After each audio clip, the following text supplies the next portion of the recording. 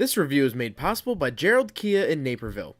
Gerald's outstanding staff is ready to find the perfect car for you. Whether it be new or used, your next car is waiting for you at Gerald Kia.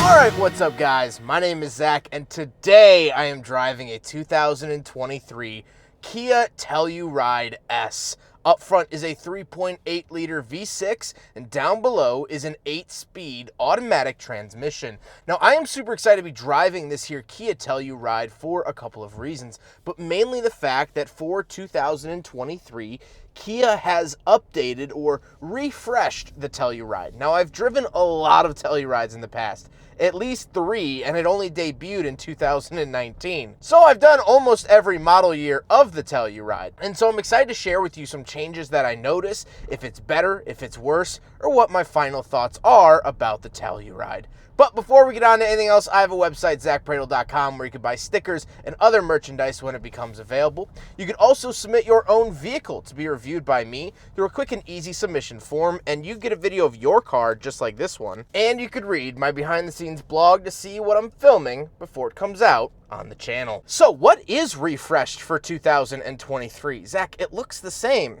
Well, I can't really argue with you there. They changed the grille, they changed a couple exterior accents here and there to make it look a little bit more fresh, a little bit more modern. But the biggest change comes on the inside with this huge digital dash that we'll talk about with the interior. There was also the addition of the X Pro trim level, a couple other trim levels added in there. And so this car is stickered, as you saw earlier, right around $41,000. The key fob is also new, which isn't anything crazy. It's just a regular key fob. But when you hit buttons, the Kia logo actually lights up. That's kind of cool. But let's get back to that 3.8 liter V6 under the hood, making 291 horsepower. Well, this carries over from the other Tellurides. It's the same engine that the Telluride has always gotten. 291 horsepower, 262 pound-feet of torque.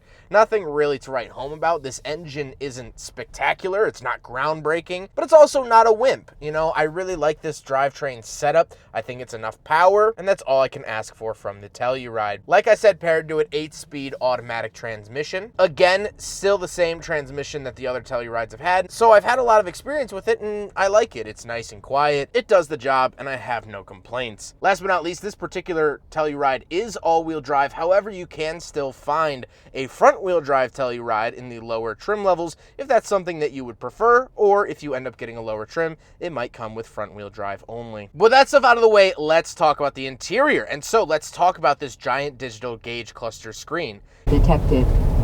Check driving direction. Oh, it thinks that I was driving the wrong way on the road. Wrong way detection.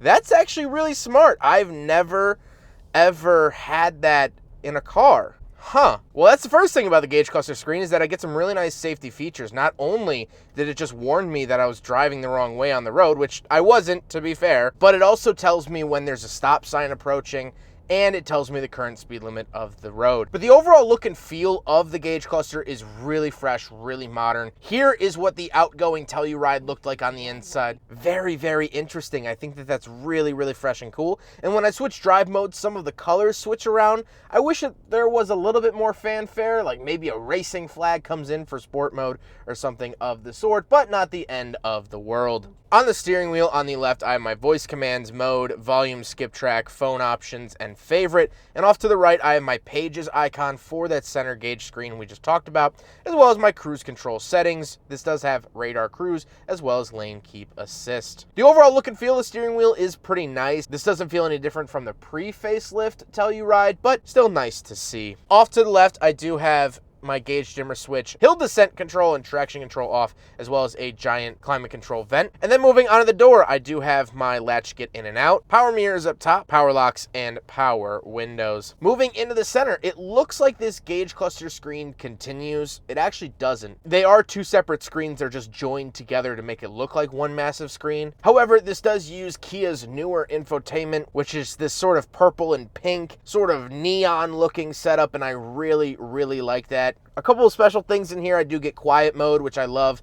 This turns the volume of the radio way down and only plays it for the driver. So if you have sleeping kids, it's a fantastic extra feature. I also have my rear climate controls in here.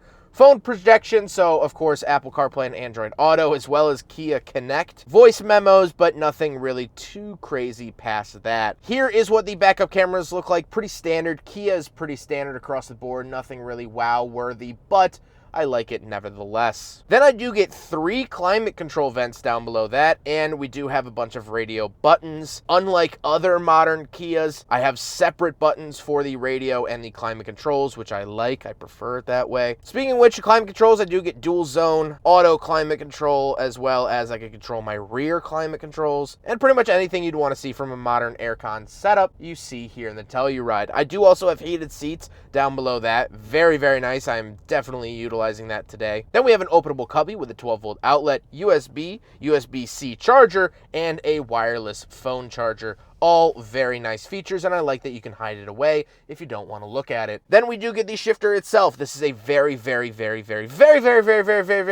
standard Kia shifter. I think they put it in all of their cars. I've seen this so many times, and I like it. You know, it's functional, it works well, it's ergonomic, it's not hard to get in and out of gear. I like that a lot. Then we do have our mode buttons. So we have Comfort, Sport, Smart, Eco, and Snow mode. For the Telluride, like I said, it changes those gauges as well as the dynamics of the car. And I do get a center locking differential button right on top. Kia is very interesting about what vehicles they give a center locking diff, because they also give it to like the Seltos and Sportage, which are not off-road oriented vehicles. This more so than those. And so it's very interesting. They give it to a lot of their cars. Then I do have my automatic start stop on and off, auto holding brake, power parking brake, and parking sensor button. Off to the right, I do have a little cubby and cup holders. So we will do a big friggin' bottle test, and just like the Tellurides of the past, the 2023 does not pass the big friggin' bottle test. They did not change the cup holders throughout the model year run, so it's still a fail. Then we do get this giant center console, which is definitely nice. And then we got to talk about the seats. The seats are perforated leather. Like I said, they are heated and they are power, which I really, really like. However, nothing really too crazy beyond that. I'm riding in comfort this morning, and that's all I really worry about. But speaking of seats, we have 2 more rows of seating, so let's go do some backseat reviews. All right, so we're in the second row of the 2023 Kia Telluride S, and the Telluride can be optioned 2 different ways, either with these captain's chairs or a complete bench seat to make it a 7-seater as opposed to a 6-seater like this configuration is. So this is the captain's chairs configuration, and I have to say that they're decently comfortable. I have my own space. I get my own armrest over here. I could sit up straight. I have my own vents. I have my own climate controls up here. Very, very nice back seat. I really, really like this. Now let's hop into the third row and take a look from there. Okay, besides them being freezing cold, not great back seats. Now, obviously, I'm a big guy. I don't fit in most 3 rows. But I will say, keeping it in the Kia family, if you do use the third row a lot, I would highly recommend getting the Carnival. That's their minivan. I know a lot of people don't like minivans, but the back seat of the Carnival is very, very usable even for big guys like me. So imagine for a kid, it's going to be like their own apartment. So back here, not fantastic for big people, but for kids, for average sized people, it's going to be fun. I have 2 USB-C chargers back here on either side. I get cup holders and things like that. And of course, it's the same leather as found up front. Let's take a quick look at the trunk and cargo space, and then we'll talk about the looks. All right, around the back of the Telluride from 2023. Pop it up like that. And then, as you saw, I was just in the second row, but I do have power lowering second row. And then these are just pull strings for the third row. There you go. So tons of different features there. For space, these are of course the factory floor mats for the Telluride. I do get some cubby space over there, which is really, really helpful as well. And I can pull this up and I get even more cubby space down there.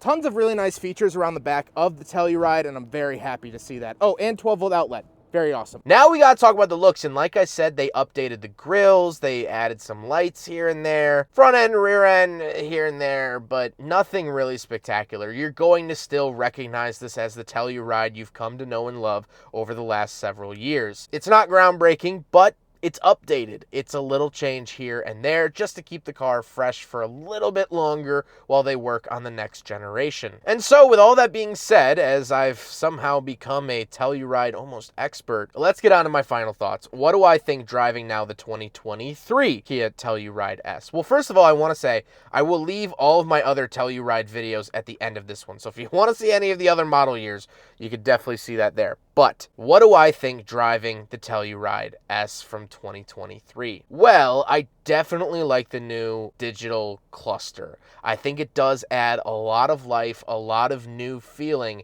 to the Telluride that I've driven so many other times. It feels a little different in here. I like that. However, that's sort of where the newness ends. Now, I want it to be very, very clear, if you don't take anything else from my review. I like the Telluride. I think it's a really well done car. It's a great 3-row SUV for a good price. If you're considering buying one and you've never owned one before, please, please, please go look at one. I really like these. It's gonna sound like I'm complaining for the next couple minutes, but I'm really not. Other than the gauge cluster screen, they didn't really change much about the Telluride. It's still kind of a dated SUV.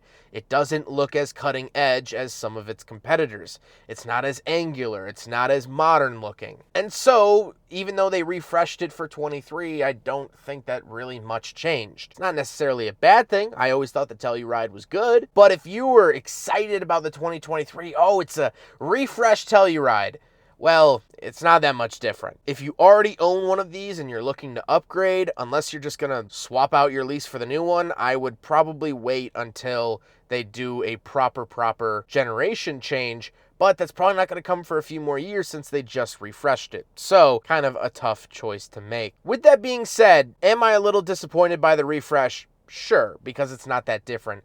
But like I said earlier, I want this to be abundantly clear. I like the Telluride. It's a very, very good SUV.